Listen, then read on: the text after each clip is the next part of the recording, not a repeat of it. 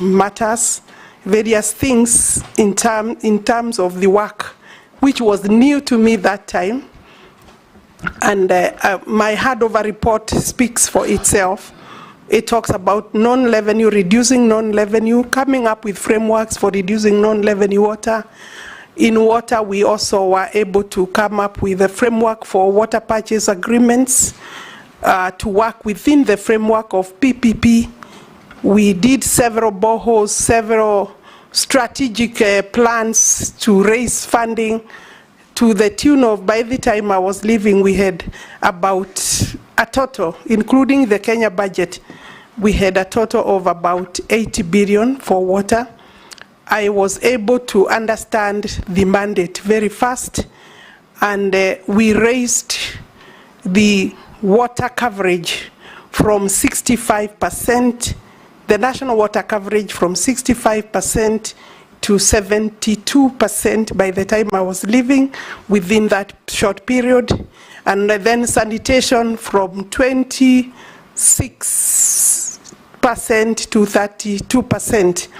Now in the Ministry of Lands, where I have then served for those other 10 months, now I believe this was my 10th month, we have various programs that are running, and therefore I would say that in terms of the work that I have been doing, and I'm very thankful to His Excellency the President for returning me back by way of this nomination back to the ministry that I have been for the last 10 months. I find that as a confirmation in one way or the other, or expression of confidence that I did my work for those few months properly, and subject to the approval, I'm willing to serve the country in that capacity. There are a lot of challenges in the ministry, but in terms of competence as a lawyer, I do not find myself as a stranger. For example, in the State Department for Lands, where obviously there are matters that I had done before. I was exposed to conveyancing, but I was not exposed to some of the challenges that are there, including fraud, including cartels, including bad practices, which we have, with the support of Parliament, I'm sure we'll be able to overcome. So I'm a team worker, I'm a hard worker, I believe in hard work and honesty, and I have the right aptitude to carry out my duty as a minister. Yeah. Thank you. I'll invite the Deputy Speaker to fire at you the first question. Okay, Honorable Wahome, I'd like to ask you this, and because it's one of the questions that most lawyers are asking. There's been the ongoing digitization of land transactions and records to curb corruption. There's been the rollout of Ardhi Sasa, which was having a challenge, and I know that also you had the ministry's strategic plan 2023-2027. Could you tell us what you are already doing in regards to these three areas, but also what you would do, and that you feel that there's still challenges going forward if your confirmation of your nomination is made? Thank you.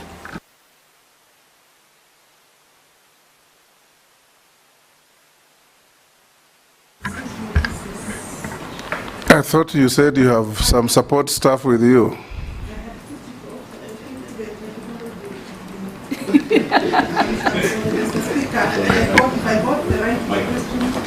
The question is what we are doing in respect of the Ardhi Sasa, the digitization and digitalization system within the ministry, the Department of Lands. And that there are several questions coming towards that particular strategy to deal with the land. One, this particular program is meant to bring efficiency to secure land records and to provide maybe surety that the security of the records will be maintained with integrity. The program started way back in 2014, and where we are, I could safely say that we have been able to cover the entire Nairobi with about, which has about 300,000 titles, and you can be able to access the Sasa platform, and therefore we are at a better place. But I still know that there are a few records that we are still working on loading. And of course, with the huge developments that are coming up, we will still require to have a bigger space in terms of that platform so that we can capture land in real time, be able to give records to the public in real time, and accessibility becomes easier and more assured. The story of missing files should be one of our bad history, so that this is a system that we should encourage, embrace as an information management system.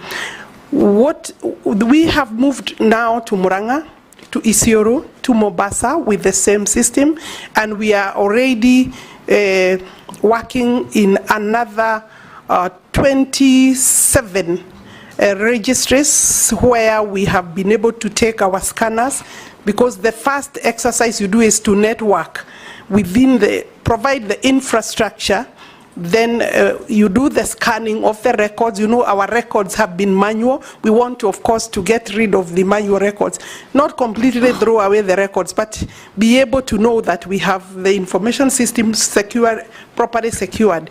But then the records are put on, on board, loaded.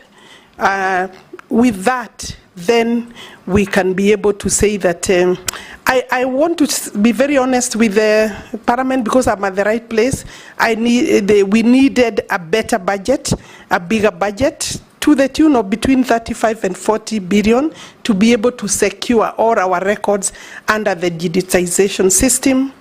And of course, the country needs to be able to have fiber networking in those other places. And therefore, another maybe 5 years, we can safely be able to do this, provided that we get sufficient budget as a country to cover it. And yeah. Majority Leader. Honorable Speaker, yes, nominee. Your gadget is not working. No, it's working now.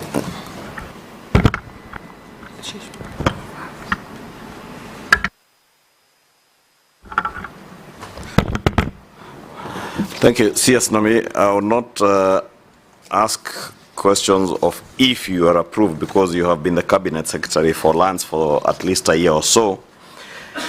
And you are aware there have been very many cases of land grabbing around the country. And we've also seen you on TV on some land which was alleged to have been grabbed somewhere in Loresho. And you also know of many other cases that have been brought to your attention, or the attention of your office, your former office at the Ministry of Lands, around Windsor and other areas. Cases where your ministry officials of the National Lands Commission, those from the police have been involved.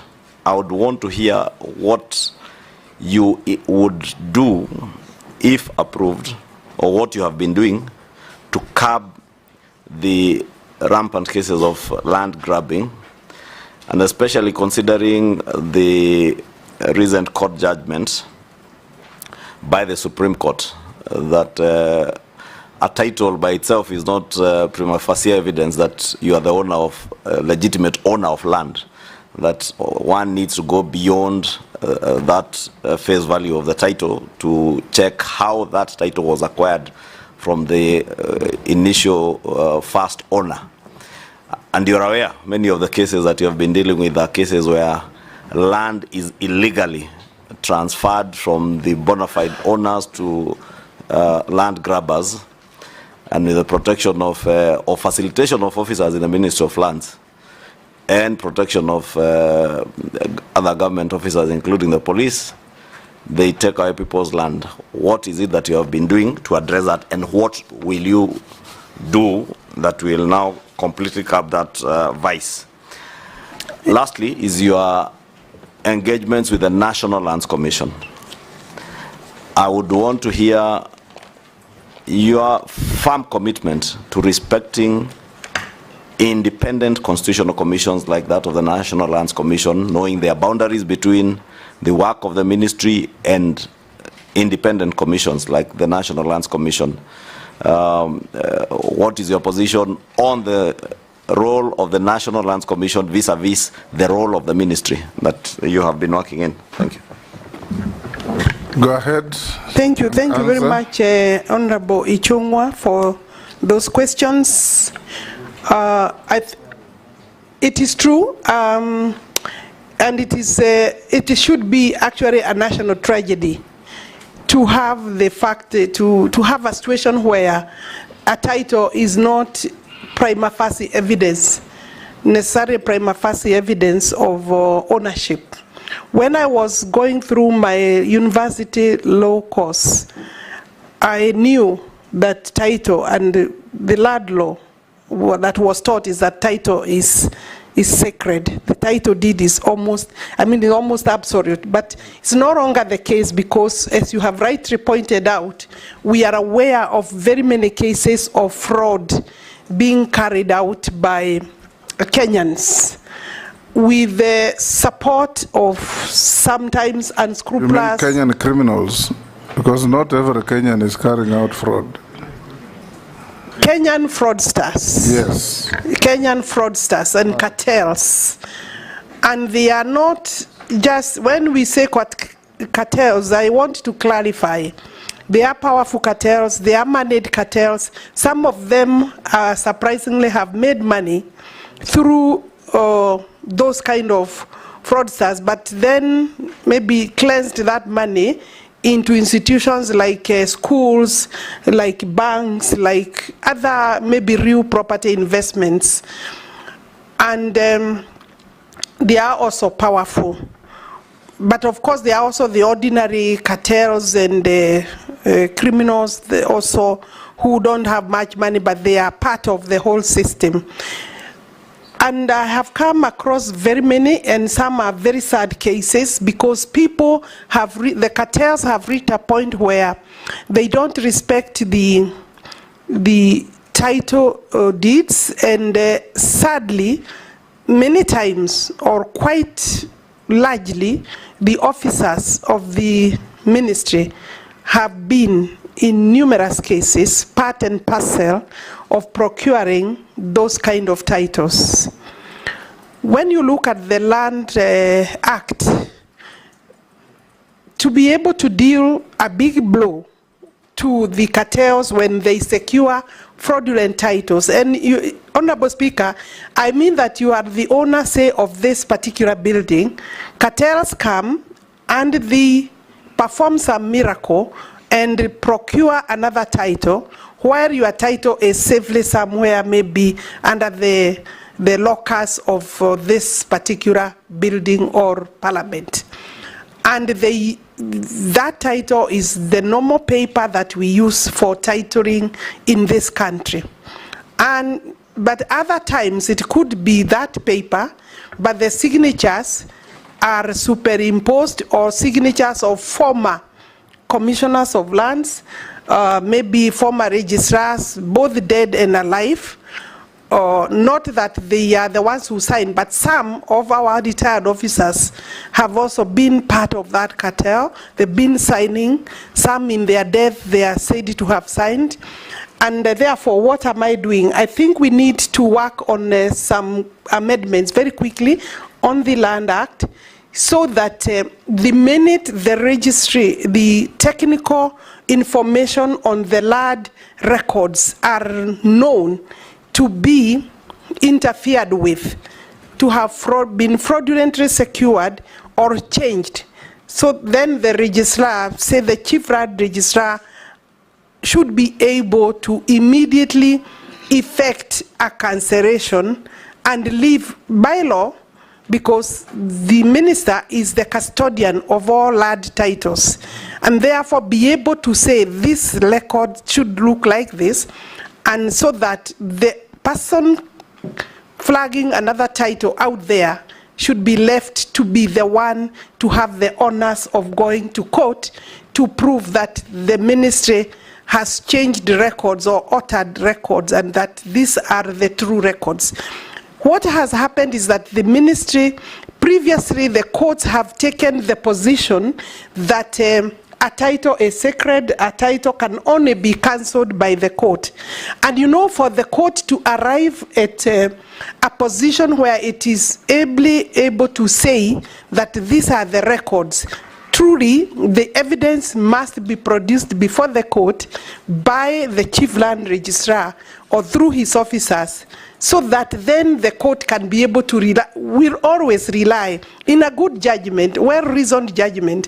The court should be able to summon, or the owners of the case to be able to call for witnesses and the right records to inform the court, to help the court arrive at the right decision, is evidence from the ministry. So therefore, there is no reason why we should, as a ministry, not be able to rectify the records. When you look at the current section 79, yes, it's not clear that you can be able to alter that title. Anyway, Mr. Speaker, I have been asked what I have been doing.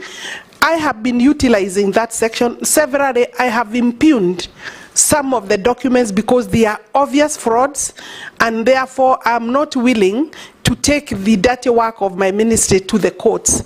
Let the person alluding or alleging that they have a good title go take me to court, and that should happen to the same for everybody. What has the fraudsters have actually taken that section and utilized it in their favor, and you know they have the money to influence, to pay lawyers, good lawyers, and eventually you may be the owner of the title and find yourself losing. It has happened.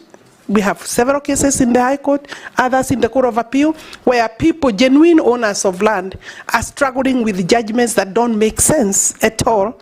And I do not want to go beyond that, but they don't make sense and they cannot. So therefore, we need to change the law to some extent to be able to give clarity to what the registrar should be able to do in the event that there is a clear fraud.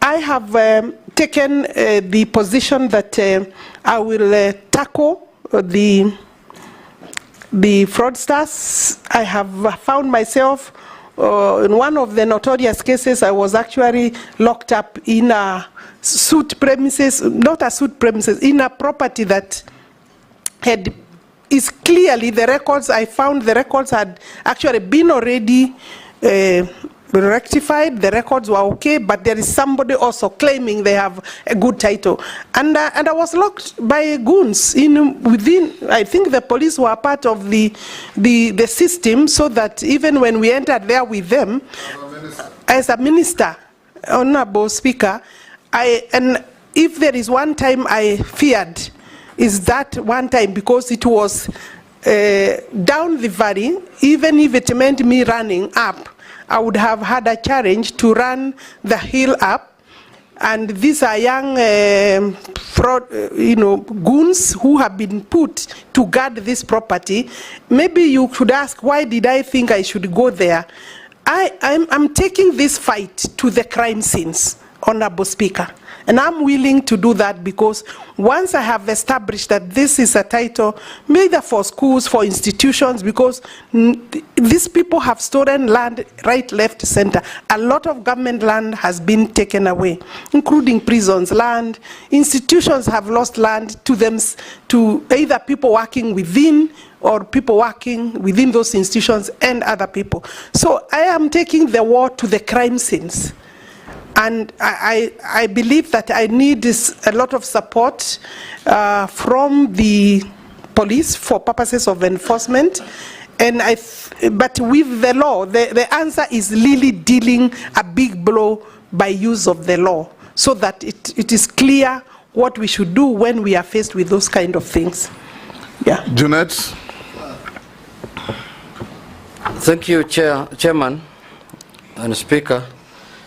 So, Mr. Chairman, my question to the nominee is, first, Madam Nominee, can you tell the committee in the period that you are there as a Minister for Lands, you have been, as you have just put it now, you have been following up grabbed lands and land that have been grabbed. Can you mention which public land can you say you have recovered from grabbers as of now? And secondly, whether it was necessary for you to go to that scene, what necessitated you going to that place? Because how many land can you visit if as a minister to go and that is a security issue, that is the enforcement issue. But more importantly, there was a bill that was authored from the ministry, the Lands Amendment Act, that was withdrawn by the majority leader. And you wanted to take the powers of the National Land Commission completely. What necessitated that? What was the reason behind why you wanted to usurp the powers of the Independent Commission? And lastly, the issue of disappearance of files in the Ministry of Land still exists. Kenyans go to the Ministry of Land, RD House, they can't find their files. And we have been told that land was being digitized since when the former Cabinet Secretary was there, Farida. Up to that time, up to now, from that time up to now, digitization is still going on. But files cannot be traced. When will this issue of disappearance of Kenyans' files end, Madam CS? Thank you nominees, thank you very much. The Honorable Ichongwa had asked the same question on the, what is our mandate vis-a-vis the mandate of the National Land Commission, and are we respecting the mandates of the, is there any issue? As far as I'm concerned, Honorable Speaker, there is no problem or challenge. We've not had any conflict or fight between my office and the office of the National Land Commission. In fact, I would say that I am having quite a cordial working relationship with the chairman and his commission. But that does not mean then we abscond or we abandon our duty, and therefore each has their mandate. Our main mandate in relation to titling is we are the ones, the minister is the one who does the leases. In fact, all leases in this country are signed by the minister. I would say not my signature, but for the minister. So I take responsibility for all the leases, including those that are going around there that are fraudulent. Secondly, we also do the title deed or the certificates of title. That's done by my registrars. So to that extent then, our work is different because the National Land Commission's main mandate is to manage public land, administration and management of public land. And the amendments that we were proposing were speaking to the valuation. I still think that I will be able to come and persuade Parliament that valuation of government projects land, compulsory acquisition should be, the valuation should be done by the owners of the project, by the government, because we are the, you see, the National Commission is an independent organ of this country. And therefore, if it is the government that is doing its projects, there is nothing wrong in them doing the evaluations between the buyer and the government. And therefore, I think those are some of the amendments we were proposing. That does not take any power of the commission given under the Constitution.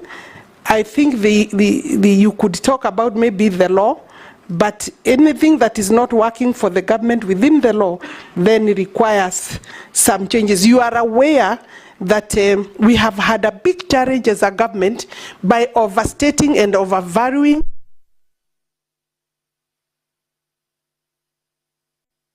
you may not be able to confirm in terms of the valuations, the integrity and the authority of that valuation. The chief government valuer is under my ministry, and therefore that is something we've been in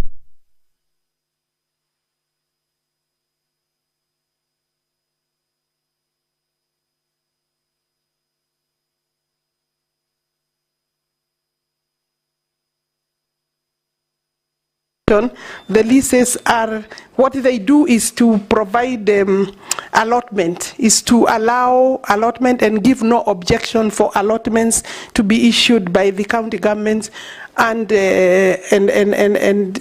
therefore ensuring that public land is granted to only those who deserve to be granted the public land. And we have no dispute in respect of allotments of land between ourselves and the national government.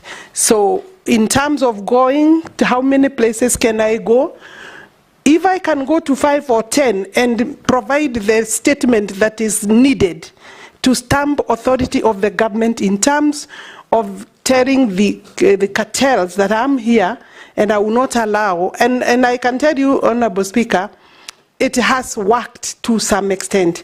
But I said what I need is the law to be explicit, to be clear, to be able to tackle the problem of cartel. Otherwise, nobody is safe with their title deed if we are not going to deal a death blow to cartels. And I'm willing to walk along that journey with the Parliament. Thank you, Chairman. I'll just make a brief comment because I was going to also ask some questions on the amendment bill number 2 of 2023, but since it was withdrawn from the House, I will not dwell on it in the House in Parliament. I'll not dwell so much on it, but just to let you know, in case this committee approves you and the National Assembly, if you rethink of bringing it back, please look at some of the clauses that I need, because from the events of this that happened in this country 2 months ago, you have realized that we have a very informed population in this country. And so that issue of NLC had come up, and Kenyans were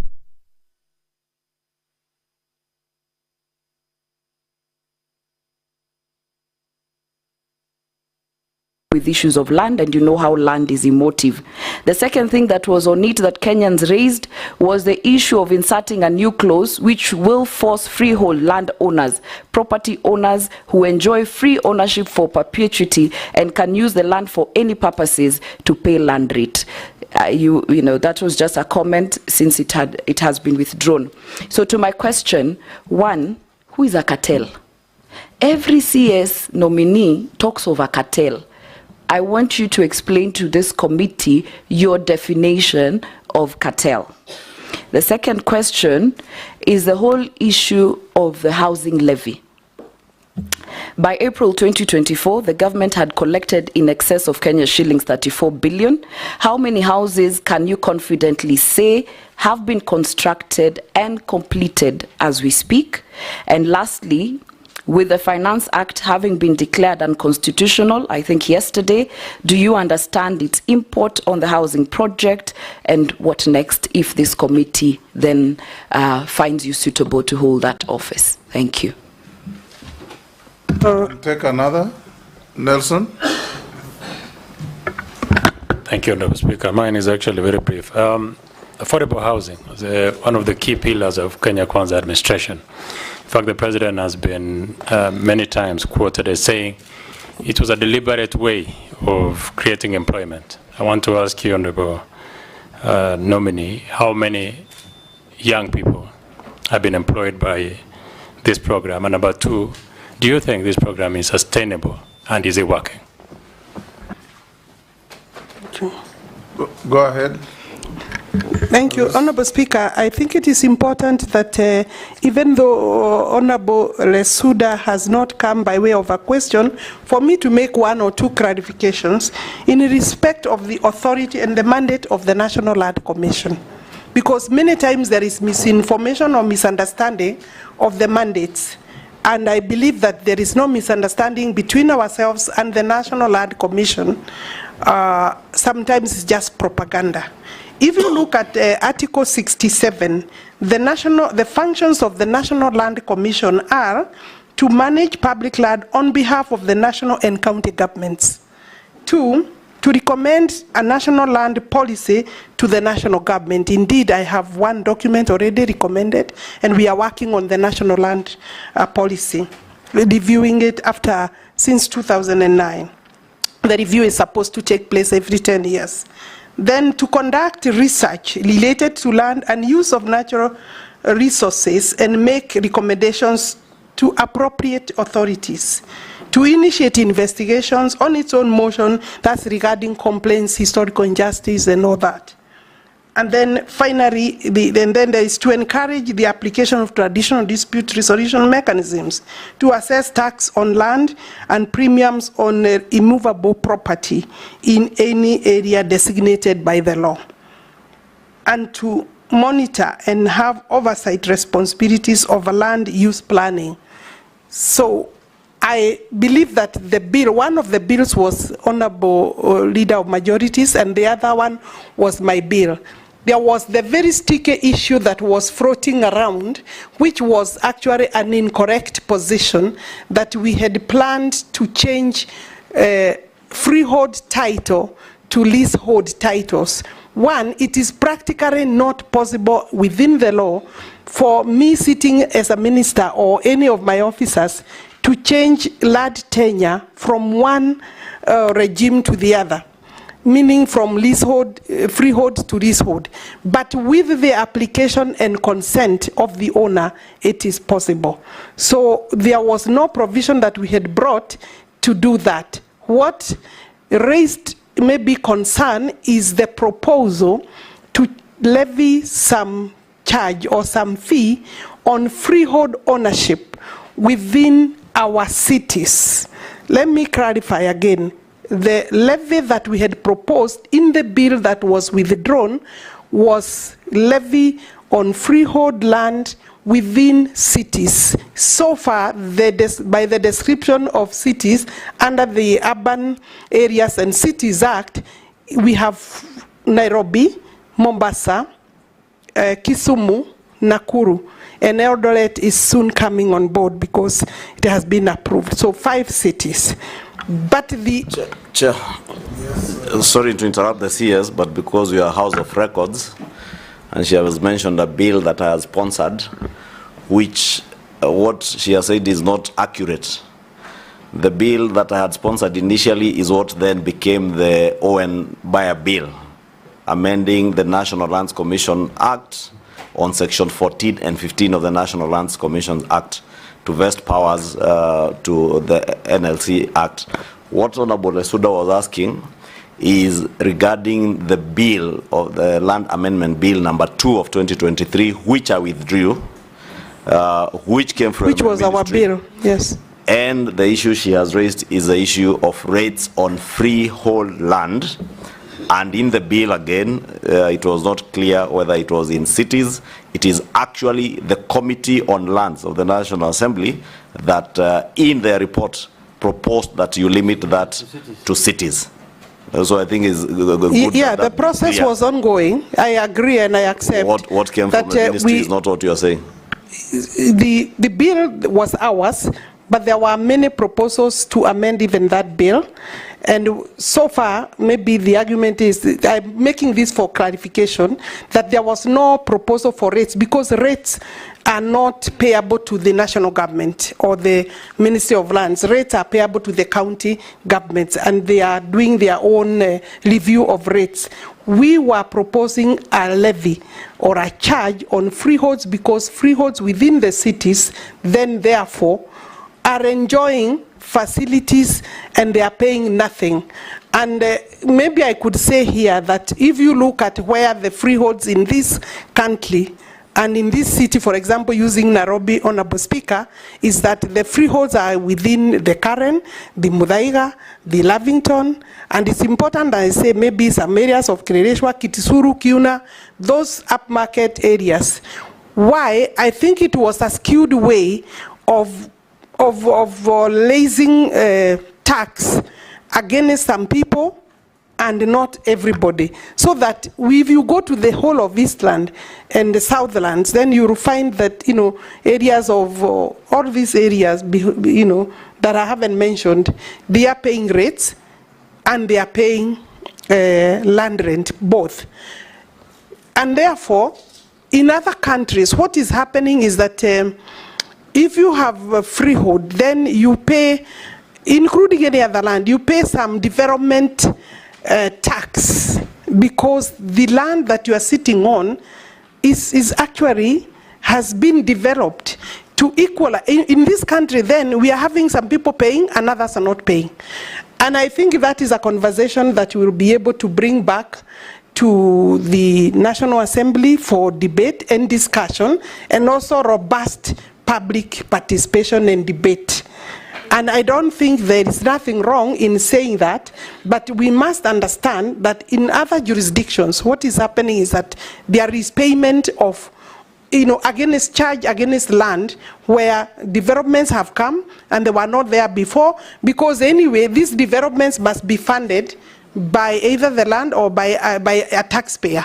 So, and I think that is what was taken to mean that we are charging a charge on freehold, and there is likelihood. Alice Wahome, you are being too wordy. Yeah.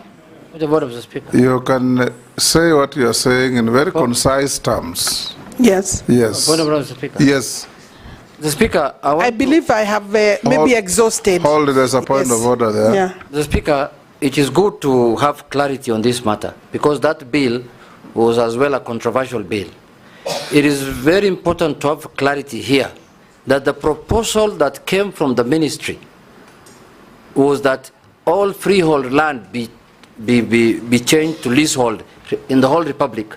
It is Parliament, a committee of this Parliament, and that's why Parliament must be given credit to where they do their work, that is suggesting to them that we should maybe do it in cities. But the ministry, what they brought to Parliament was that they want even the ancestral land that somebody is holding a freehold in Migori. They wanted to change it to leasehold. For what? She should tell us why, what was informing that, instead of now hiding under Parliament. Alice, why? The provision was saying that the minister will be able to designate the areas, which then means you designate through regulations, and I would still have had to come to Parliament to be allowed the designated areas that we would have picked. So, and therefore, the proposal by Parliament, I commend. I think it helped and it improved the provision. Mole? Thank you, Chair, and I'm sorry I didn't want to interrupt. You have interrupted, just go on. Chair, we are in a vetting process, and the leader of majority and the leader of minority have stated the actual position, but the nominee, she's trying to run away from the reality. The reality is that the bill which came to the House exactly wanted to levy even the ancestral land in this country, and it came from the ministry. She was the CS.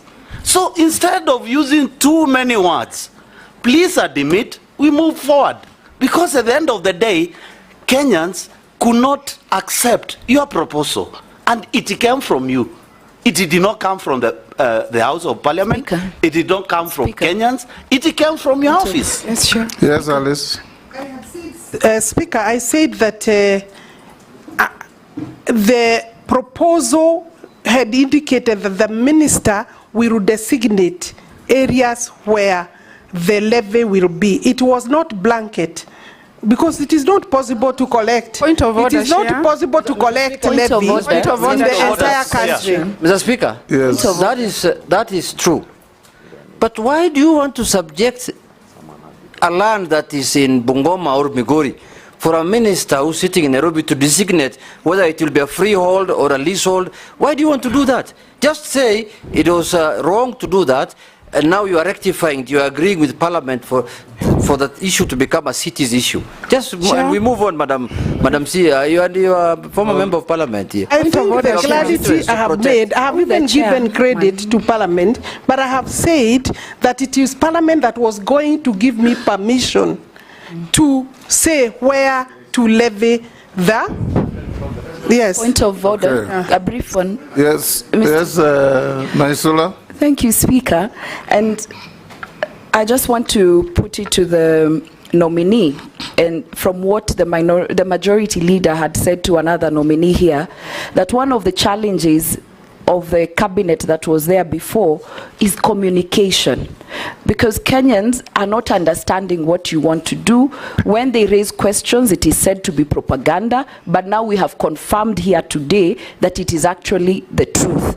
And so I think moving forward, if you're confirmed, and the last thing also is when there is public participation and Kenyans have an issue with a clause or with a matter in a bill, it should be discussed thoroughly and given the view of those because the bill could be good, everything else could be good, and we have one contentious issue. Could we exhaust it? Because I can assure you, after what happened in Parliament, these parliamentarians will not be a rubber stamp anymore to any issue that will be contentious, Madam Nominee. So that is all I wanted to do, so that we could make progress. Yeah, thank you. I would hate a parliament that is a rubber stamp. It's of no use to anybody, even themselves. But and I agree with you. This bill had not even gone to second reading, where the debate was going to happen. And during debate, the proposals for amendments would obviously, by the House, I think the subject was still... We'll make progress. Alice. What the members are telling you is that a bill came from your ministry with these contentious proposals to the House. When it was picked up and spread like wildfire, the ministry maintained a conspiracy of silence. Instead of coming up to say, it was our bill, we withdraw it so that you quell the fire, you said nothing. But that is, let's move on. Posing? Thank you, Speaker. I think there is need for better communication. Yes. I agree with you throughout the entire government, including my former ministry. Yes, even His Excellency the President has said, lamented, that one of the weaknesses in the government is poor communication. You're doing good things which nobody knows. And when you do bad ones, you don't own up. Questions on housing levy. Okay. Yes, Speaker. We proceed to the housing levy question. I was asked by Honorable Koech how many people or youth we have employed under the affordable housing levy program. I want to confirm that in our records we have about 106,000 youth, both men and women, and I want to add here that most of them are youthful, below 35, and we ensure also that we include women, because we have women who have the skills and artisan skills. Yes. Youth has no gender. It's just youth. Men and women. Sometimes when you say a man, it is said it is also a woman, but until you say it is both male and female, then there is a problem. So thank you, Honorable Speaker, but I would say the youth, it can be youth women and youth or youth men. Yes, so we have ensured that gender is also observed in terms of those who are working and benefiting. Is it sustainable? It will be sustainable if we are able to continue with the housing, affordable housing levy. And I'm aware that it is also still in court. Would I say that up to now we have over 100, we have at least 48,000 housing units that are in different stages of construction, between maybe 20% and 95%, some nearing completion. In fact, we expect that we will be launching several of those units this year. And so it is sustainable, because this is one of the best projects and programs that the country can allow to continue. Everything else bad said about it, but this one in terms of employment and in terms of self-sustaining, if we can allow the levy to continue, it is sustainable. And I bet that what we are giving, including allowing housing to people who previously cannot access and afford, decent homes, then I would think that the country should take it and proceed with it. I thank you, Honorable Speaker. And if we were to be direct to the question and answer, would say we are almost spending 1 hour only for leadership of the House. We have not even had anything ourselves. So, Speaker, what is mine? Mine is this. Nominee, Honorable Alice Wahome. This issue of house levy or house tax, of course, was very controversial, and it is still controversial. However, because it is in place, it is mainly in urban. It's only in urban. And the people who are paying are in the villages. And most of us in Parliament, we represent village constituencies. About 80% of this country is village, or 70% for that matter. And even if, and you know, the government has run to talk about jobs, creation of jobs. My view, Minister, is if you are confirmed, what will be the housing plan for the rural people who are also paying this tax and paying this levy for people in towns to enjoy houses and to enjoy jobs? Nobody in my constituency or constituency rural who will enjoy those jobs. Nobody will enjoy those housings, right? But we are losing money. So what is it that we are advising even the president or the government in terms of saying, these guys in the rural are paying these taxes or levy, but this is our housing plan for them, so that we can actually move as a country. Thank you, Speaker. Gikaria. Thank you, Chair. Me, I will only ask questions that have been raised by Kenyans. The chairman of the IDP camp in Nakuru called New Canaan is asking, after the settlement of the court cases referring to Donga Farm and Kisima Farm, when is the ministry intending to do the titling? Secondly, there is a guy from Joro asking about Ndefo plot in Menengai Slopes and whether there will be titles, whether you will be giving titles to that place called Ndefo plots. Thirdly, is a teacher in my constituency asking about... Point of order, Mr. Speaker. Yes. Mr. Speaker, not to interrupt my colleague, I think those questions can only be answered by the minister when she is in office substantively. Whether she can give me a title or not. She can't give anything now. Honorable Chair. I was about to tell she is jobless. Honorable Gikaria, you are assessing the suitability or otherwise of Alice Wahome being reappointed Minister for Lands. Now you're asking her to issue titles. Sorry, let me rephrase. Under what authority? Let me rephrase. Yes. Assuming she is appointed to that, assuming she is appointed to that position, Honorable Chair, because these are pertinent issues on another point of order. Yes. I think Honorable Junet's point of order was very legitimate, yes, because the questions Honorable Gikaria is asking, even if the minister is approved, are the questions that we change our standing orders for, to cause the minister to appear before the House to answer such questions. These are not questions for a vetting process. Alice, answer. I think in Gikaria, you have relayed concerns of your constituents. Thank you very much. Which are not vetting questions. Maybe the last one, and that is related to the affordable housing. Go ahead. Is related to the program. Is a very good program for purposes of employment. But the contractors who are given that do not come and actualize that by adhering to the labor laws, by paying, say, for city rates or the rates that are there in the labor law. Maybe what action will she take to confirm that this will be done?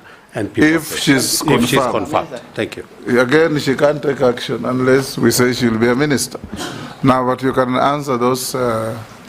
I think largely in terms of titling, I want to say that we are not on course because we need better funding for titling. The total number of, in terms of percentage, the country has about 30% of our land titled. Meaning, Alice, who has asked you that? Because the questions they asked on the titles. Holding. Posing just asked you about how do rural folks in Kenya benefit from housing levy? I'm very simple. Gikaria. The second one of Gikaria was, will titles be given to some 2 farms So it's not titling generally. Let me say that I think you saved me from answering Gikaria's question. Yes. And then we leave it at that. Are you the one I told last time about reading a book of a witness who talked too much? No, not me. It was not you. Not me. Yes. And I'm sure. I think it was Linturi. Yes. So I will leave that question. On the question of IDPs is gone. Affordable housing in rural areas. Yes. This is a new program, Honorable Speaker, Honorable Members. It's a new program. It's just starting, and it has been met by various challenges, including litigation. I believe even the rural folk are entitled to decent housing. I see the program moving there going forward. Mary Amase.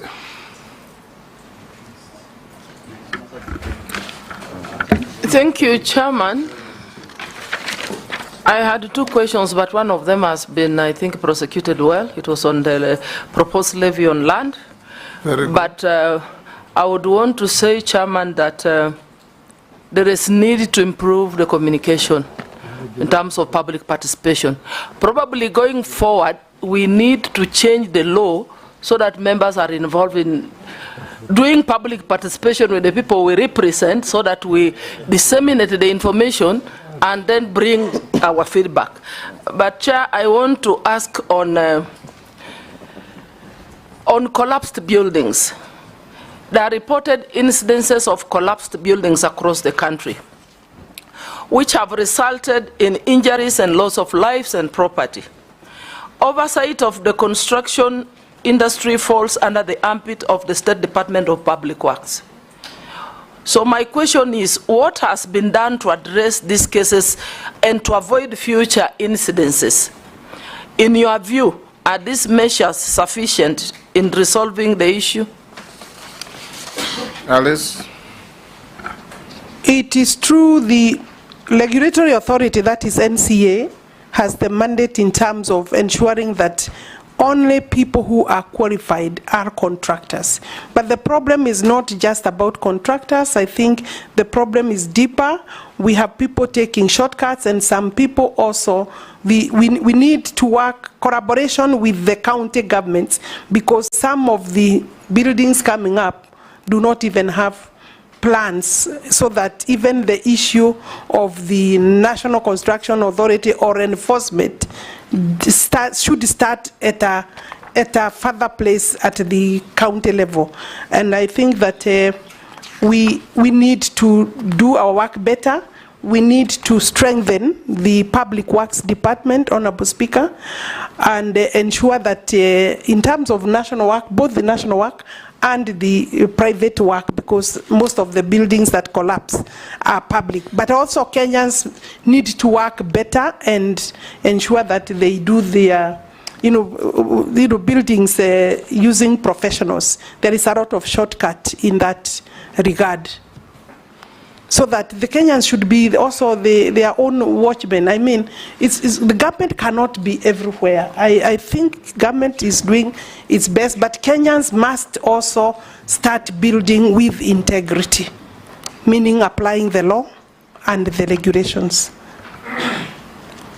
Daud? Thank you, Mr. Speaker. I just want to comment on one thing before I ask you a question. From your CV, you have said you're a member of parliament from 2022 to 2027. So does it mean you were not a minister? I know you were elected until 2027, but you had to resign to? No, it's in her CV, that's what I'm saying. So you need to correct your CV. I will look at that. It was only 20. Let me ask you my question now. Adjudication mistakes on land are normally sometimes done at the lands office, and it costs people to rectify those mistakes in acreage or size or whatever, about 18,000 shillings to rectify. And not just that, you have to pay, initially you had to pay 150 or 300 or 500. That charge has now gone to 3,000 shillings. And there was no public participation when you increase the charge from 300 to 3,000 shillings. Somebody has got 10 parcels of land under adjudication, has to pay 30,000. That's even before you factor in other costs. That is one question. The second question, what is your take on the Dungu Land Commission lands, which were cancelled, which there is a report regarding the same? The last one is regarding affordable housing. You have talked about it, and my colleagues have talked about it. And there were grand launches by His Excellency the President, who has nominated you to that ministry again. But unfortunately, those housing were just launched and they have not taken off. And like Honorable Aisuda has said, there are 24 billion in that account. So what is that money doing if it is not being used? And those lands are, those housing projects are just stationary. Thank you, Honourable Speaker. If you allow me another one, but I think. Ferdinand, take two.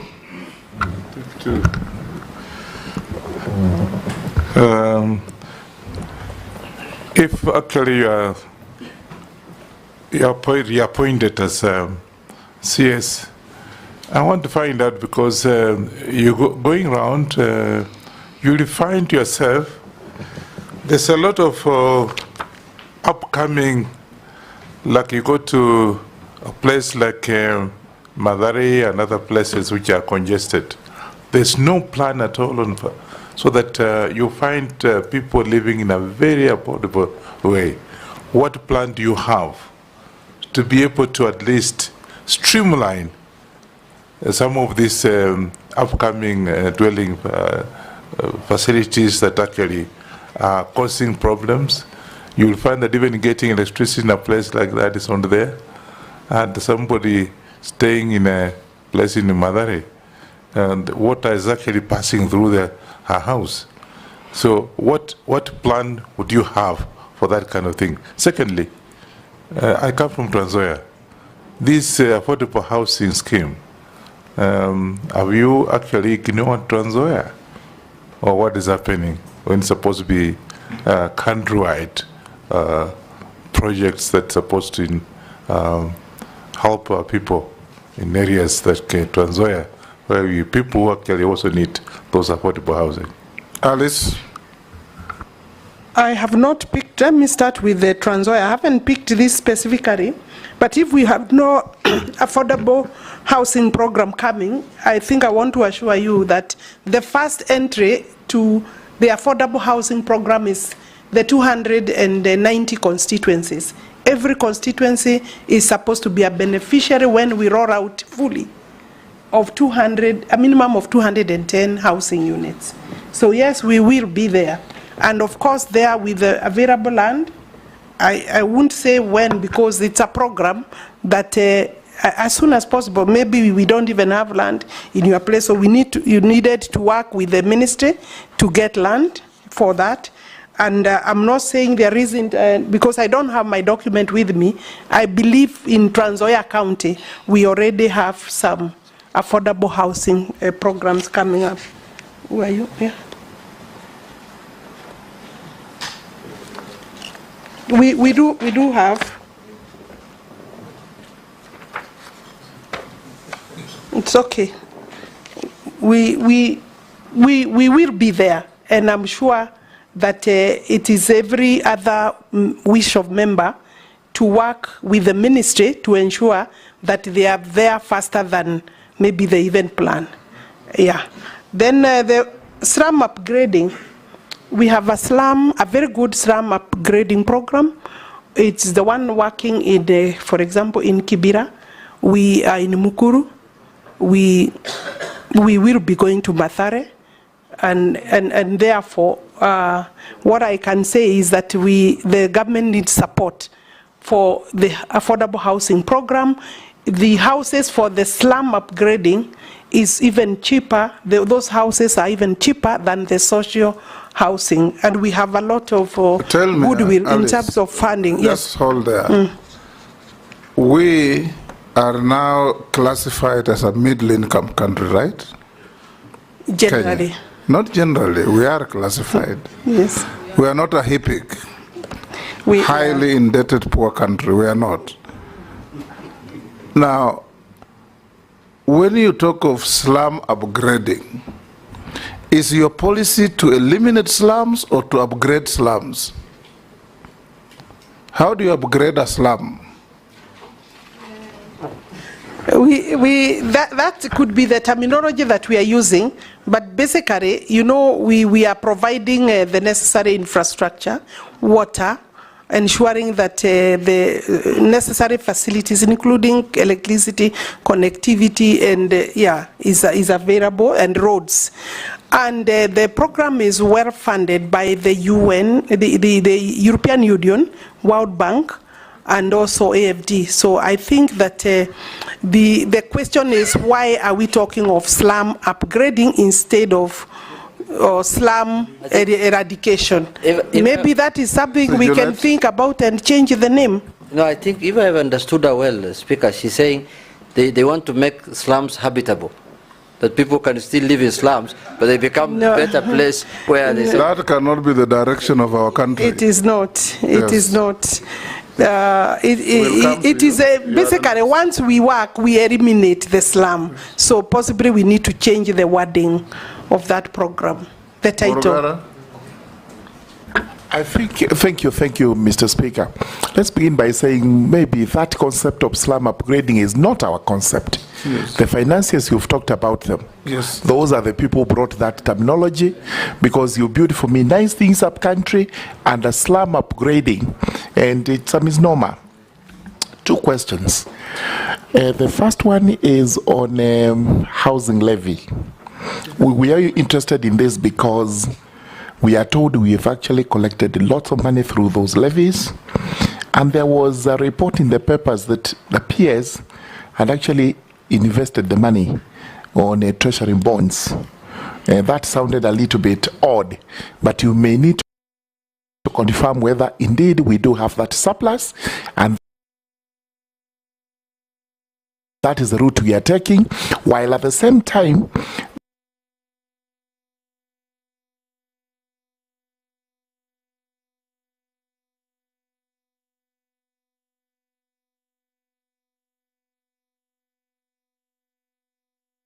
His Excellency the President has taken another route of saying, instead of just affordable housing for people to buy, we will now put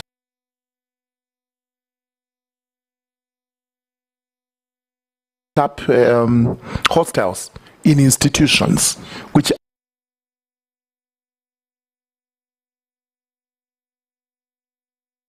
I think is a very good program that would go side by side with the affordable housing. On land, again,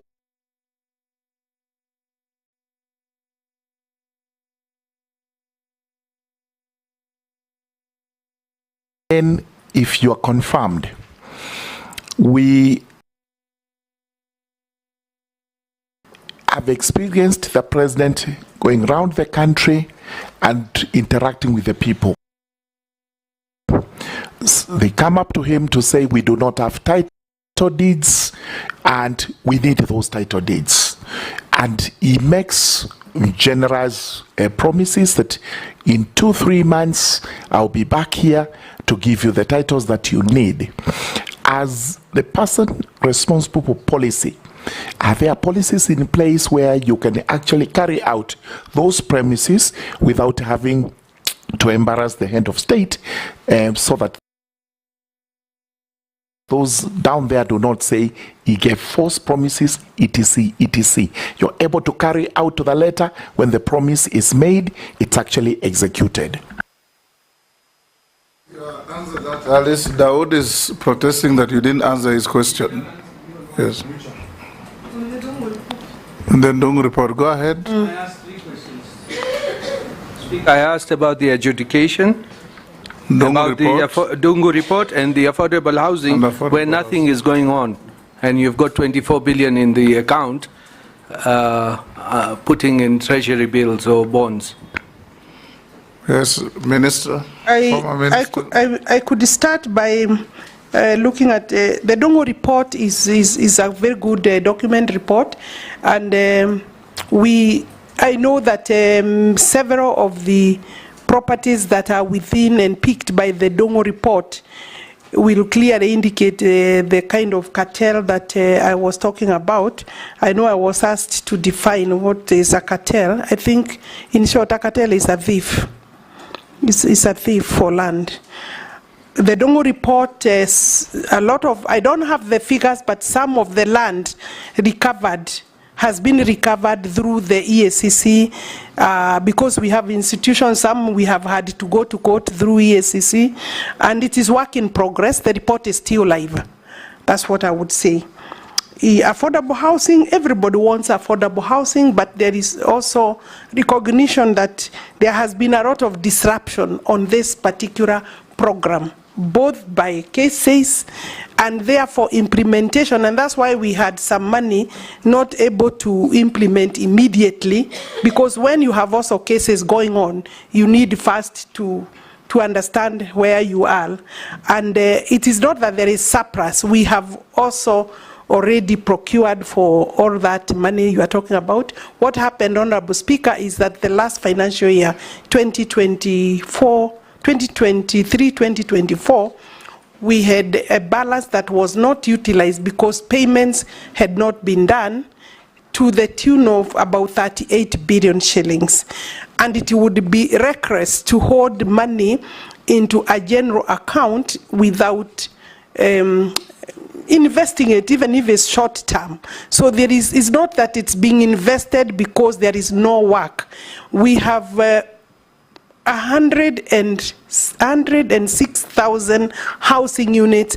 Right now we are releasing the newly procured ones, over 55,000, and therefore I want to confirm that that money is already taken up, plus of course unexpected maybe annual income through the levy of about 63 billion shillings if the Kenya revenue does its work properly, and I think that is the amount we expect.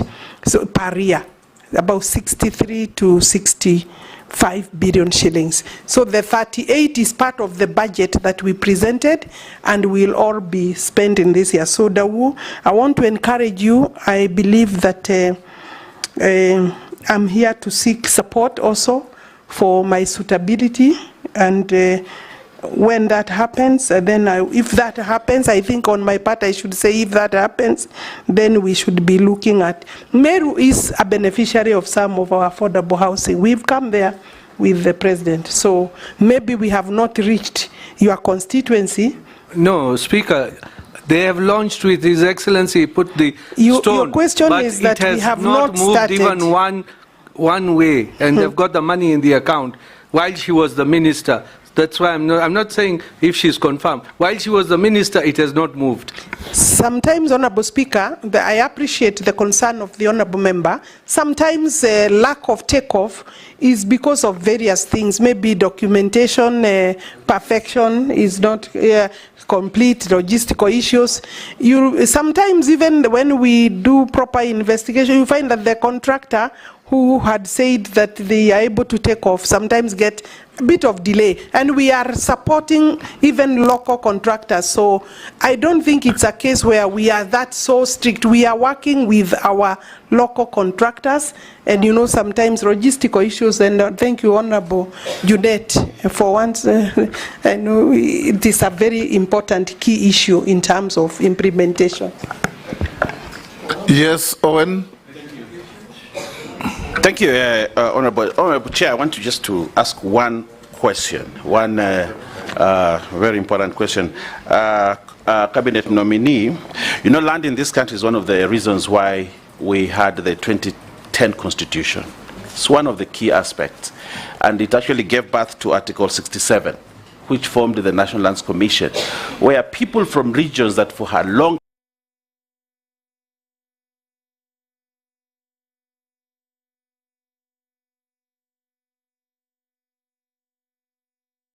time had issues on land, especially historical land injustices, that gave birth to Ndungu report, Njonjo report, and many other reports, pushed and voted. My people woke up very early in the morning to go and vote for the new constitution, not because of any other thing, but because of land, especially the coast. Today in Parliament, over 80% of the petitions we receive are actually on issues related to land and security. Now, looking at it, it becomes, therefore, it requires leadership, strong leadership to actually finish these issues of land. But the National Lands Commission, I don't want to belabor the issue of National Lands Commission because you've answered many questions, is one of the key planks in resolving the issues of land. People knew there was a ministry, but then they set up the National Lands Commission so that they can solve the problems. So the minister and National Lands Commission must work together to ensure that eventually people get justice in terms of historical land injustice and review of grants. Nominee, I am reliably informed that since you became CS, you have never had a meeting with the board, the National Lands Commission, a formal meeting to actually sit and discuss issues and give leadership in the sector. And I think this is bringing issues as we move forward. But, Honorable Speaker, what I would like to say this.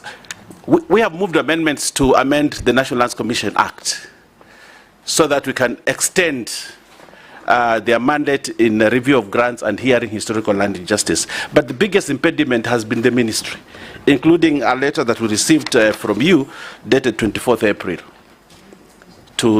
which is signed by you, that there are certain issues.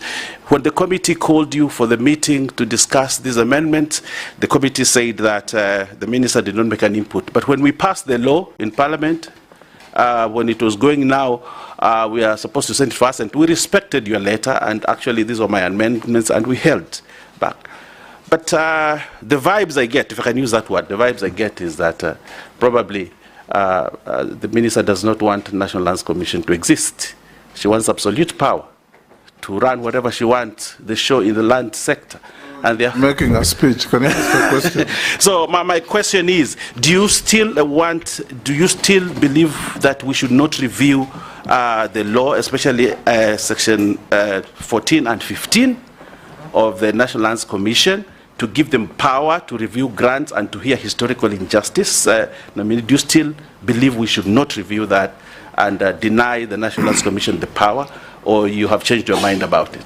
In those many words, he's asking, are you hostile to the National Land Commission? And have you ever met them since you became minister? Maybe I will repeat first that I don't know where your information is coming from, Honorable Member, but I said that I enjoy cordial relationship with Otachi Garrison, the chairman, and his commission. That is one. We have not had any conflict, either by exchange of letter or by verbal exchange. So the source you have could be a very biased or an incorrect source. I am working with them. Remember, they are also an independent commission, and their mandate, they must also not encroach on the mandate of the executive, because their mandate is very clear in the Constitution, and I have no personal interest or ministerial interest or executive interest to encroach on their mandate. But they must also remember there is also the clear mandate they have and we have. I have met them, Honorable Chair, in various meetings, formal meetings.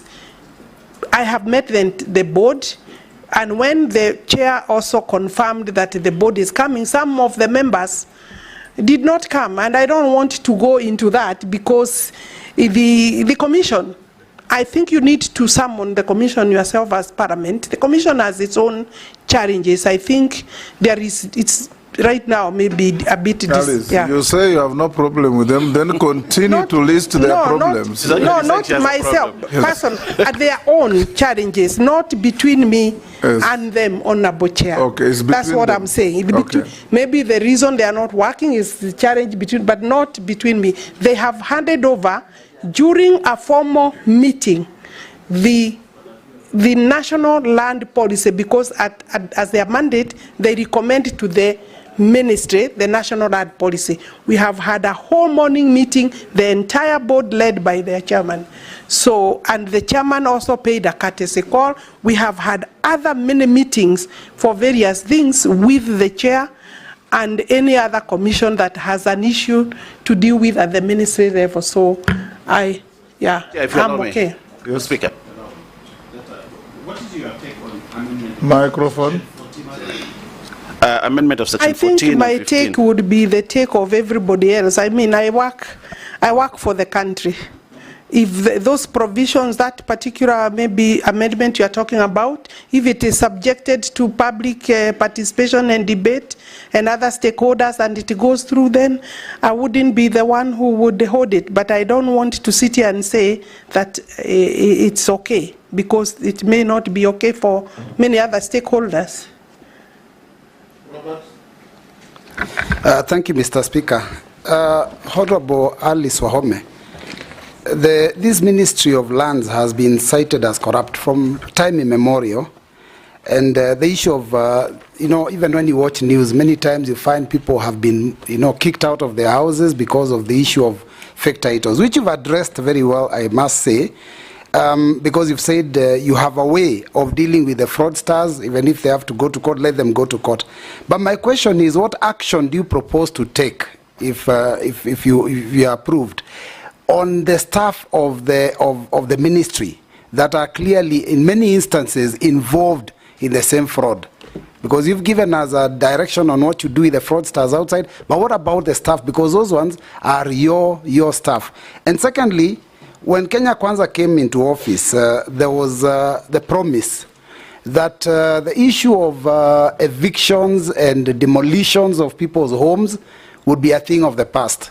You saw over 10,000 people kicked out of their homes in Mavoko, and that still continues to happen. In fact, recently, I think some people are kicked out of some estates within the city of Nairobi. And compensation given was definitely not enough, and part of it never even got to the registered owners. How do you, has the policy changed? And if so, how do you, what do you want to tell those Kenyans that have such issues and are concerned? Let's take, we're going this way? No, we're coming that way. Amisi? The Speaker, for starting where I am. Speaker, I've been quietly listening to these proceedings. I may not be a happy person because I expected, we vetted the nominee before us 2 years or so ago, and she has served in various portfolios. I expected a progress report, sort of success stories from where we posted her. But I can just see a lot of verbosity on this and this land issue. This land issue, Speaker, it affects even the public offices. If you look at the audit report of parastatus and the government agencies, 90% of the audit is just on land, either ownership, one entity taking another one to court, one parastato, and it consumes a humongous amount of money between legal fees and accounting fees and surveying fees. So it is an area that you do not just, talk about it in the passing. So I wanted to hear from the nominee.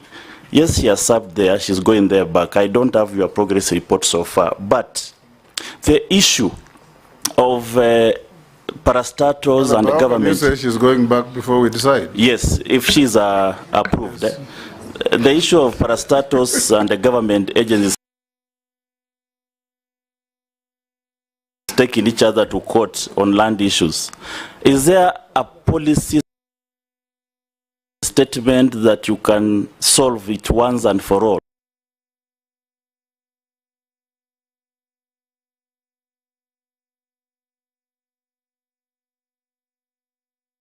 So that we save this country a lot of money that is being used between lawyers and the legal firms.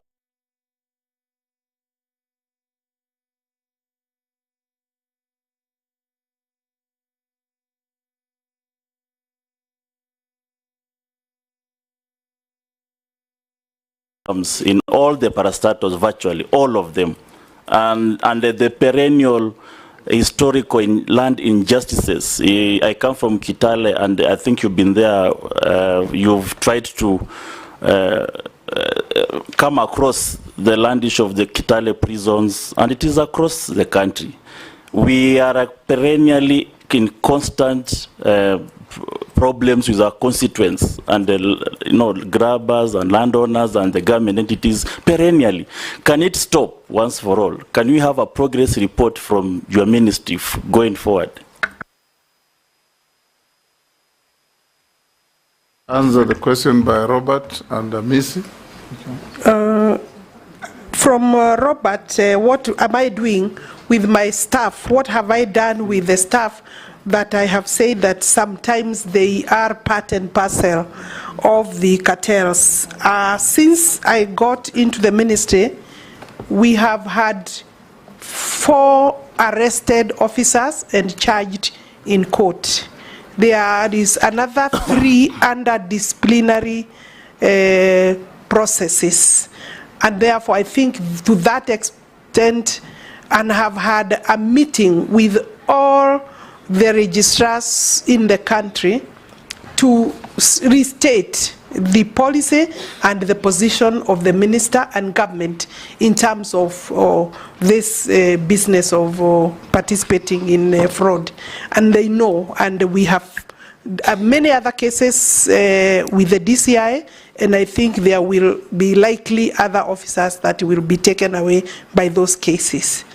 I think I could say to that, and I have also said that I intend to come back to Parliament to sharpen the provisions that will help to deal with the fraudsters. Then you asked,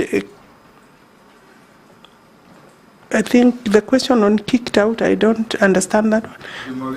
Demolitions of people who, Madare and elsewhere during the rain season. I think half of those people had already suffered a big blow for being within the riparian and the watercourse area.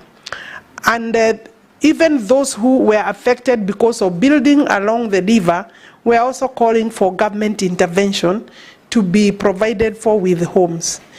We have, I think the estimated numbers, if I'm not wrong, and those would be mainly with the Kindiki, because of interior coordination, was about maybe 20. The last estimate that came to the cabinet was about 20,000 Kenyans that were affected by the demolitions. I think demolitions are right now not going on, but it was so that they are removed from already insecure space along the river, where in any event they were being devastated by the floods. Because we experienced out of the normal, maybe beyond the normal of the floods or rainfall.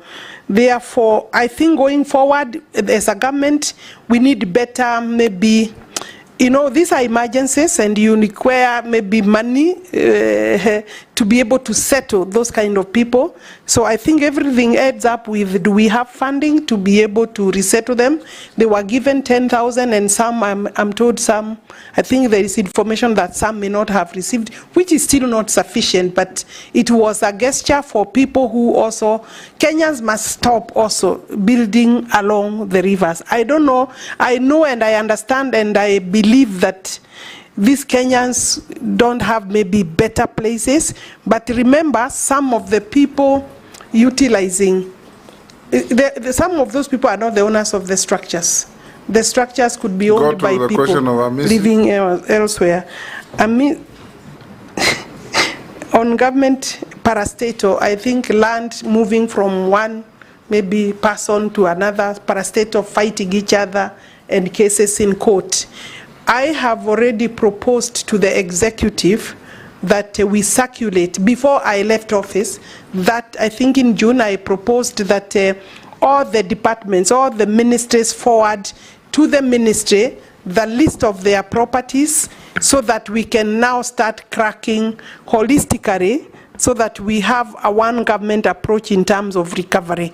I was given approval to circulate that request to call for departments to forward all land that is said and known to have been grabbed. We will be working on that. Of course, I will require police, I will require the investigative agencies, and I will require the EACC. And I think then it is, whether I'm the minister or not, Kenyans should be prepared to move from government-owned properties because it is public wealth, it is public property, and it is horrible where, as the situation where we are. And I agree with you, we should give it a one holistic approach so that we clear with it once and for all. Thank you, Chair. Honorable Waziri, I just want to ask you one question regarding the pending bills, because I understand there are many pending bills in your ministry. I need to know how you are going to sort it out, considering the current financial state at the moment. The other question is about compensation. There are many Kenyans who have given their ad to the government, and they've been waiting for their money, and it's like it's taking too long. Thank you. Ms. Shimbogo. Asante sana mwenyekiti, nitauliza maswala mawili, swala la kwanza kwa lugha ya Kiswahili na swala la pili kwa lugha ya Kiingereza. Swala langu la kwanza, Mheshimiwa Wahome ambaye umekuwa waziri katika hii wizara kwa muda mfupi, ningependa kujua mikakati ambayo utaweka katika wizara yako na kupitia serikali kuu ya Kenya Kwanza ya kuhakikisha ya kwamba Wakenya wengi ambao wamejenga kwa miaka nenda miaka rudi katika zile ardhi ambazo zilikuwa zinaitwa GL ama government land, na zile ardhi ambazo kuna absentee landlord, yani wale wamiliki hawajulikani na hawako, na pia wale ambao wamejenga katika ardhi za wale wamiliki ambao walipatiwa ile tunaita grants ama zabuni, rubuni, na watu kama hao hawajafika katika sehemu hizo na wala hawajulikani, kwa sababu kihistoria wakati wa nyuma kulikuwa na siasa zile ambazo mtawala akiingia anaweza kupatia marafiki grant ya mashamba katika sehemu tofauti tofauti, na jambo hili limefanyika sana katika sehemu ya Bonde la Ufa na sehemu ya Pwani. So ni mikakati gani ambayo serikali kupitia wizara yako itafanya ndio tatizo hili la mashamba liwe historia, isiwe kila wakati wa siasa, wakati wa kampeni Wakenya bado wanauliza maswali yale kwa yale?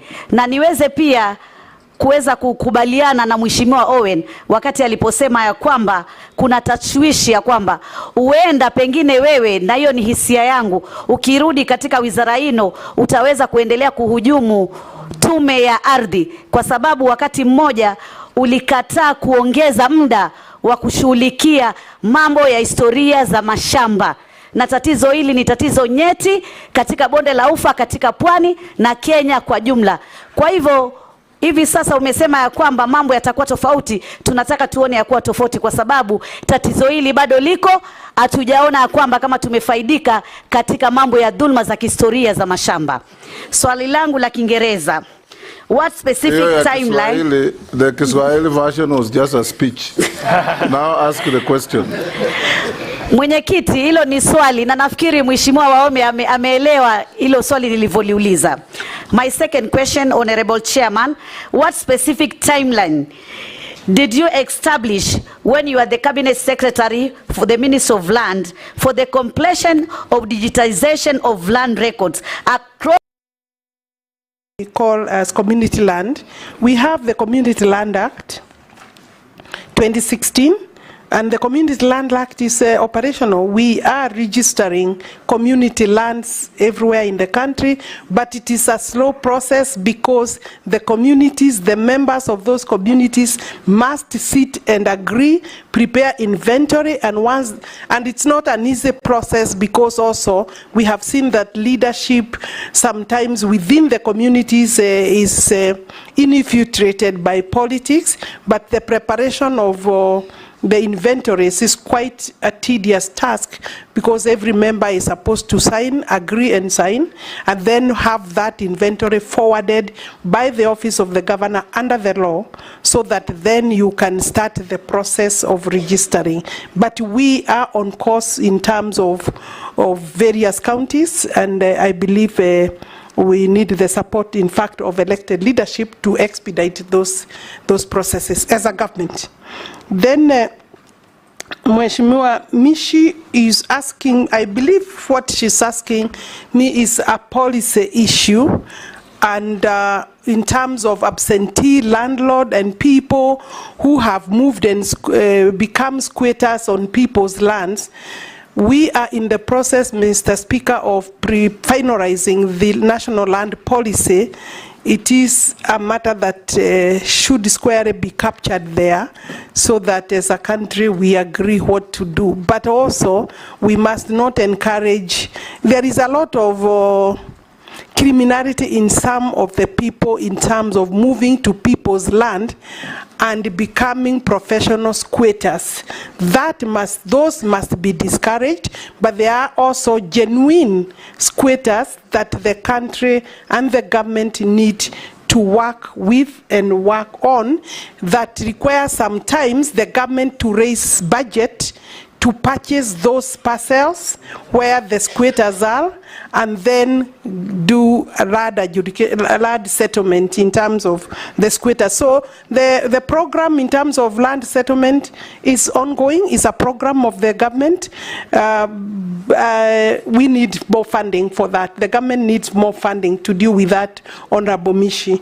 But I agree with you, there is a lot of this problem in terms of absentee landlord. Let's have policy, and the policy will be brought to Parliament, and input of Parliament would be very critical in terms of handling those. Then I think extension. Honorable Bayer, you accuse me of maybe being the person rejecting. I hope, Honorable Member, you haven't been given the wrong card in respect of my activities in terms. This particular, the Commission has not come to me officially or formally to say they want to extend. And in any case, the term of the Commission in terms of historical land injustices was limited by the statute, not by the minister. Opening that would require an amendment, but also we must, and I, as a minister who has served, we must caution the country that we cannot have historical injustices for land perpetually. We need to be very careful, and also if we open, we must limit that to a certain period, because we are talking about historical, not current. Any other current injustices can be done within our courts of law. We talk about historical, and that's why there was a time limit. Sorry, Honorable Speaker, I think there was a question on the digitization. Has your question been answered? No. Not yet. There was a question on digitization, where we are.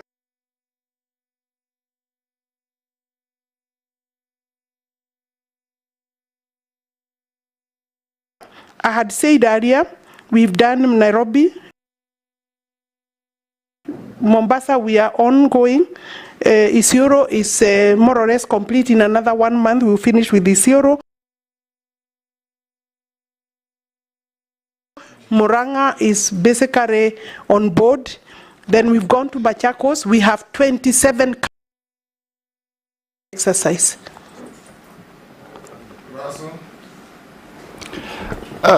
Thank you very much, Mr. Chairman. Honorable Alice, land is a factor of production. And where I come from, land actually is a major source of conflict. And the many questions honorable colleagues have raised, it is indicative of that, whether you are in urban or rural areas. The first question which I want to pose to you is this thing called Ardhi Sasa. The major problem, and that is why Kenyans are angry, is because a simple transfer of land or property from one individual to other take maybe 1 year or 2 years. If really we have a platform, if really it is digitized, why would it take inordinately such a long time if what you are explaining to the committee is seamless? Secondly, I think the issue of corruption in land, it is not just simply said, I think it's profound. Examples are everywhere. In the county of Marsabit, we largely live on community land or trust land. But what is surprising, there are individuals who hold titles in areas that have not been adjudicated. And when they go to the ground, they are told, show us the extent of this land, and they cannot. So what is simply happening is those individuals who are involved in titling are the ones who actually are illegally issuing illegal title deeds. Going forward, if the House is going to approve your nomination, what is it that you are going to do differently? Because, Honorable Speaker, I have to make this point. From what Honorable Alice has given the committee this afternoon, I think that committee may be running into headwinds with you, simply because you need to carry leaders along. Because land is not just anything. Land is about community, it is about people, it is about settlement. So people must really be carried along. Thank you, Mr. Chairman. Thank you very much, Mr. Speaker. And I want to ask the nominee. She has a broad ministry moving from land, public works, housing, and urban development. And as a nominee, you must have a vision. And I want to ask the first question is that, what is your vision to sustain urban development in the 47 counties, and how do you plan to address the challenge of rapid urbanization in terms of planning, in terms of giving blueprints of how the water supply will be done, roads construction will be done, the issue of electrifying those urban areas, and the issue which is very fundamental of sewerage in most of upcoming towns within Kenya. Secondly, the State Department of Planning Public Works launched the National Building Code 2024 on 17th of July 2024. The code is expected to update the standards and the requirement in the construction industry and aims to resolve the various issues affecting the Kenya building economy environment. If approved, how would you support the execution of this code? Various associations, including the Association of Construction Managers of Kenya and Interior Designers Association of Kenya, have raised concern concern on being unrecognized by the code. What is your opinion and what is the remedy of this?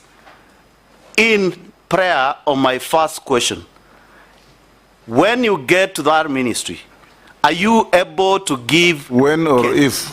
If you get to that ministry, are you and do you have the capacity to give a vision of how do we want our towns and our urban areas be planned so that we can have proper coordinated construction, which includes the housing program. You are also in charge.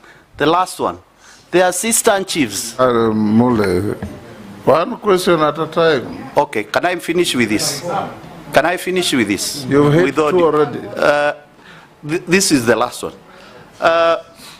As the Minister for Housing, and you are in charge of this ministry, and to implement the housing program, what do you visualize on how the common man at the village, the assistant chief, the chief who is paying the housing levy to benefit from the housing program in this country? That question has been asked 4 times. Yes. Yeah. Yes, but I think it is important to Mule. Maybe I can start with it and say that I had said that I see this program of affordable housing is a new one in stages and is spreading. And I see it going forward. I see it going to the rural areas as well. But for now, we are within urban centers for obvious reasons, infrastructure, facilities. The next question. Yeah. Mukami had asked me about pending bills, Honorable Speaker. The pending bills, we have about 18 billion legacy or pending bills, some of them from cases that are filed against the ministry. And these are being considered as part of the national pending bills from other ministries where a decision must be made so that we agree as a country how we deal with all the pending bills, including verification processes. That is a process being undertaken with the leadership of the National Treasury and the Executive. So we will have decisions made together. Compensation, I don't understand which compensation, because compensation in terms of compulsory acquisition is done by the National Land Commission, and basically that is not within my mandate. Any other compensation, maybe by judgments, those are pending cases or pending bills. I believe I could start with the question of Adisasa had been answered, but I am saying that this really, I'm thinking that we should get accommodation, because it's now real time possible to access your records and get information regarding your land records, especially when somebody else other than you want to access your records. You are the one to approve. I think the challenge for me is how to move faster to the other maybe not now for me, for the ministry, for me if I'm approved, but for the ministry, the challenge is how to expedite. And I had said that with the necessary funding, it is possible to expedite.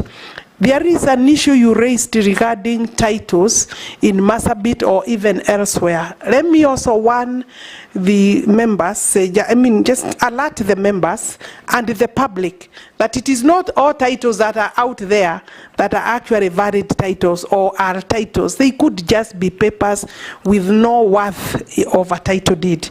There are many, some are just made at Liver Road, like some of the cases the Honorable Majority Leader was raising are title papers. When you look at them, they look like they are genuine, but they are made from River Road and they cannot transfer proprietary rights to any property. So I don't know what you are referring to in Marsabit. I think it would be important for me to have the records so that I be able to know what you are dealing with or referring to, or the ministry to be able to be brought to their attention so that they can maybe stop whatever could be happening. And I agree, it is profound, and the land issue is obviously very emotive. So therefore, community land, be part of the community land processes so that you can help to expedite the community to have their land put in a title because it's private land. Community land is considered as private land for that community. The rights are the same, so they would need to come back together quickly so that there is no land left without title. I think security would be secured by that. Individuals involving in titling from my ministry, I had agreed, and I also said we have a few we are processing in court. My vision is the vision of the ministry. The minister doesn't have a vision personally, but the ministry has a vision in terms of urban development.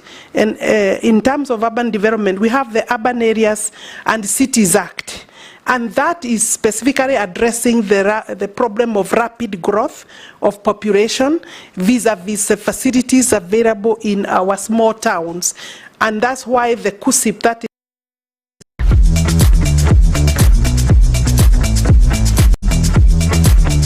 on the facilities we have in all the towns, small and big, so that the planning becomes a condition, proper planning, PDP preparations, and all those physical planning for the land use and for the development use are part of the conditions for accessing the funding under those programs. So in my view, if you ask me what is the vision, those programs are for between they are 5 years program, but looking forward, we need very elaborate cooperation between the county governments, because elaborate cooperation between the county governments, because you know they are the ones in charge of the planning at the county level, including survey work, so that then it is possible to have properly planned towns now before they become fully congested. My ministry, with the leadership of the Directorate of Physical Planning, former ministry, I beg your pardon, Mr. Speaker, has sufficient capacity to be able, and of course we can always increase capacity as a government, to be able to guide the county governments, and they always draw back for purposes of planning, and they seek support from us. And of course we have the Physical Planning Act that requires also to be maybe reviewed to capture some of the issues that you are raising. So my vision is to see well-planned towns that have all necessary facilities of a big town, but even better planned than our big towns like Nairobi. You cannot say that it is properly planned, but we can now have better planned towns. As they grow bigger, then they have the street lighting, water, sanitation, and every other, and of course including titling. Thank you, Alice. Yeah. Alice, let me ask you one or two questions. Under Schedule 4 of the Constitution, distribution of functions between the national government and county governments, you have the responsibility for housing policy and the general principles of land planning and the coordination of planning by the counties. For the period you have been minister in this docket, have you ever had a meeting with county governments to discuss the issue and coordination of planning by those counties? I ask this because if you look around the country, we have completely misstepped, so to speak, in our planning and land use activities. Anybody with the land touching on any road just wakes up and builds a shop. In the old days, if you look at all the urban areas and markets, they were designated, meaning it is possible to easily provide security and amenities such as water and everything else. What have you done, and if you are confirmed, what do you plan to do to effect this constitutional responsibility? Honorable Chair, it is not the easiest to actually work with county governments, you know, and for government, national government has been having its own challenges in terms of intergovernmental relationships.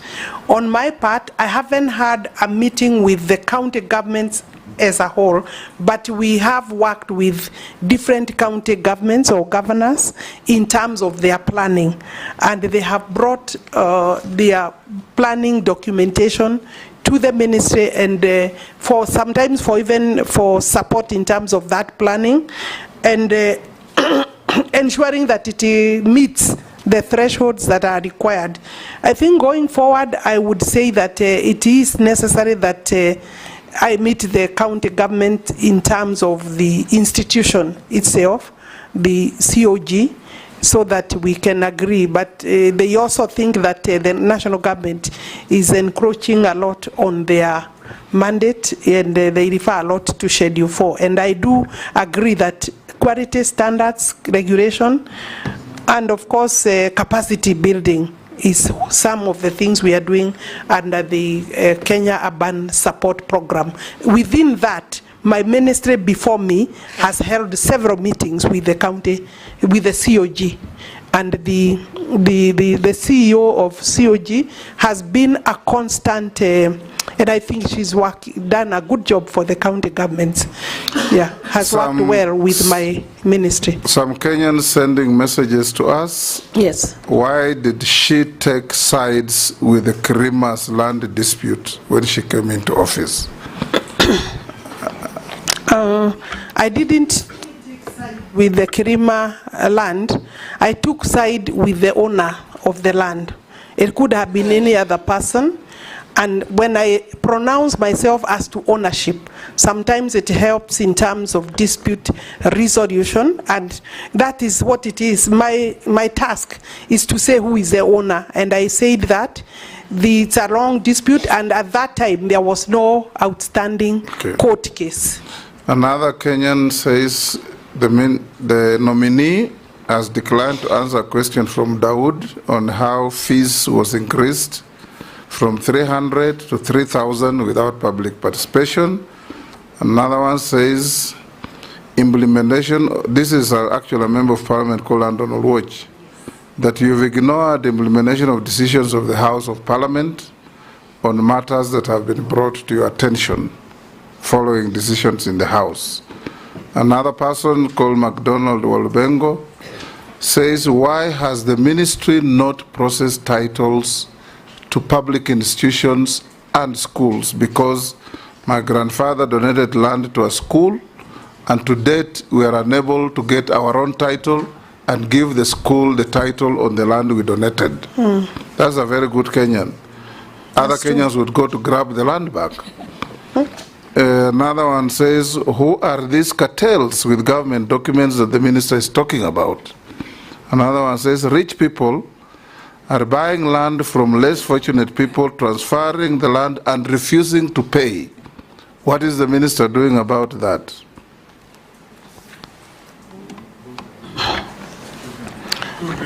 Those are comments from Kenyans. I think for schools, it's an important, very important question. Is the one of the schools. Yes, we have titled over 14,000, going to 15,000 title deeds for schools. And I actually, Alice, know of a school. Yes. That was given land by a generous person, and his grandchildren over 50 years later came because the school had no title, took away the land, and kicked out the school.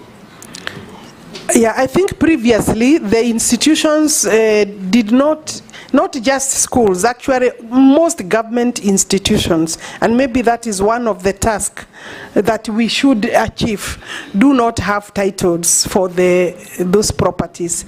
And the titles are supposed to be produced and held. If you are confirmed, can you have a Marshall Plan to issue title deeds to all public institutions within a year? Okay, those without issues, it is possible. Yes, as you emphasize on that public institutions, I want to add, including KICC. Yeah, thank you, Speaker. You know what I mean? Yeah. Including KICC. Honorable Speaker, I know that. Go on. Sorry. Ignore that and go on. As she knows. Thank you, Speaker. Honorable Speaker, let me clarify on schools. We have over close to 15,000 schools that we have under our program. There is a program for titling of school titles, you know, and we have covered close to 15,000. The total is about 31,000. So I think we are on course. Possibly we need to expedite in terms of that. A few have disputes about 1,500, but the balance we are working on, a balance of another maybe 14,000. Ruoch says I have ignored the House of Parliament. I am not aware of any area that I have ignored. Maybe it has not been brought to my attention. And should I be approved, I would want to engage him personally or get him to... Yeah, I know him. I don't know what he's referring to. The fees that the member of the public, and it's important, is... there was elaborate public participation. The fees of 300 shillings, 500 were fees that were for 1980. Prescribed, when the act was actually, basically it's over 20, 30 years. And so we reached a point where we reviewed, and there was elaborate, and there is records of public participation. And I would also seek that Kenyans agree to support, because it's their government. Yeah. Alice, you are so wordy. If there was public participation, just say so. Kenyans out there have said I haven't answered. Yes. Yeah, so I want them to understand. Yeah. Lastly, Alice, do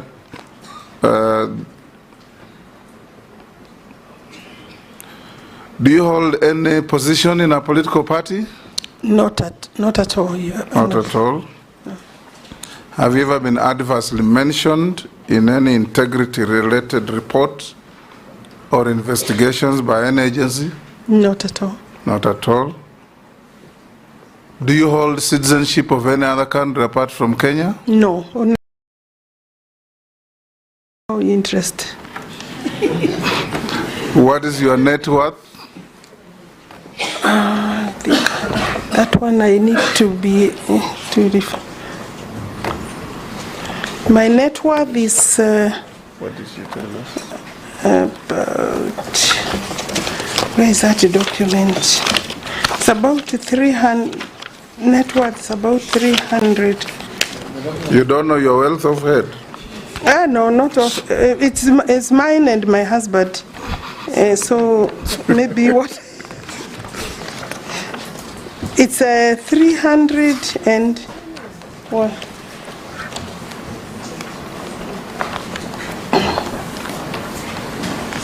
327,650,000. How much were you worth when we last vetted you?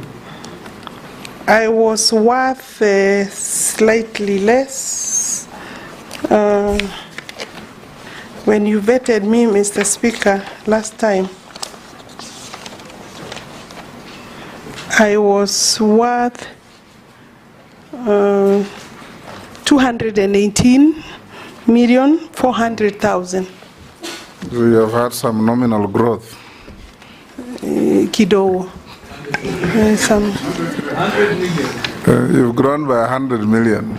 I have grown in those 2 years. Yes. Yes. I was just a few adjustments. It is the properties that have increased in terms of appreciation in value. And then there was one tenant that was not paying my family rent, and they paid about 14 million, about sometimes in March. So do you use your office to get them to pay? My office of MP, of minister? Yes. No, I don't. No, I don't. I am not the one who corrects the rent. Thank you, Alice. Yes. Thank you. Thank you, Honorable Speaker. We have checked your documents and we find them to be correct, except you can tell us there were 9 memoranda against in response to you. Did you respond to them in writing? The clerk. And I would ask that the committee adopts my response. Thank you. Yeah. Unless you are lawfully held, Yeah, thank you very much. You are released to Yes, go? I'm free to go. Yeah. Thank you. It's a relief, Honorable Speaker.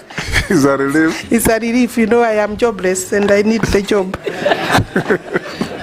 This is since 1985. This is one unique time when I am jobless. So, and I do appreciate the opportunity to be before the committee. Thank you very much. Thank you, Alice. Thank you.